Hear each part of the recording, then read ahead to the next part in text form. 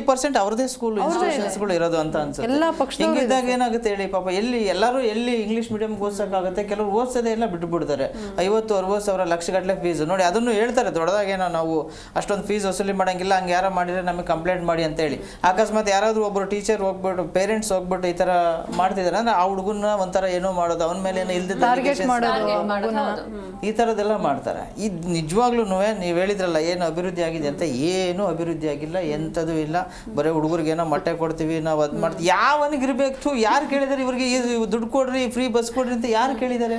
ಅದನ್ನು ನೆಟ್ಗಾಗ್ತಿಲ್ಲ. ಈಗ ತಾವು ಅಧಿಕಾರಕ್ಕೆ ಬರೋಕ್ಕೋಸ್ಕರ ಇಲ್ದವೆಲ್ಲ ಫ್ರೀ ಬೀಸ್ ಎಲ್ಲ ಕೊಟ್ಬಿಟ್ಟು ತಮ್ಮ ಬೇಳೆ ತಾವು ಬೇಯಿಸ್ಕೊಂಡ್ಬಿಟ್ಟು ಇನ್ನೊಬ್ಬನ ಜನ ಹಾಳಾಗಿ ಹೋಗ್ಬಿಡ್ಲಿ, ನನ್ನ ಮಕ್ಳು ಸತ್ತೋಗ್ಬಿಡ್ಲಿ ಅತ್ಲ ಅನ್ನೋದು ಇದೆಯಲ್ಲ, ಇದ್ರಂಥ ವರ್ಸ್ಟ್ ಪರಿಸ್ಥಿತಿ ಇನ್ನೊಂದಿಲ್ಲ. ಏನು ಕೊಡಬೇಕಾಗಿತ್ತು? ಇವಾಗ ನೋಡಿ, ಗೃಹಲಕ್ಷ್ಮಿ ಹಣ ದುಡ್ಡು ಬಂದಿಲ್ಲ ಅಂತ ಹೇಳ್ಬಿಟ್ಟು ಗಲಾಟೆ ಮಾಡ್ತಾರೆ. ಆಯ್ತು, ಅವ್ರು ಕೇಳ್ಕೊಂಡಿದ್ರು ಹೋಗ್ಲಿ, ಇವ್ರು ಪವರಿಗೆ ಬರಬೇಕಾಯ್ತು, ಅನೌನ್ಸ್ ಮಾಡಿಬಿಟ್ರು, ಈಗ ಕೊಡೋಕ್ಕಾಗ್ತಿಲ್ಲ, ತಿನ್ಕಾಡ್ತಾ ಇದ್ದಾರೆ.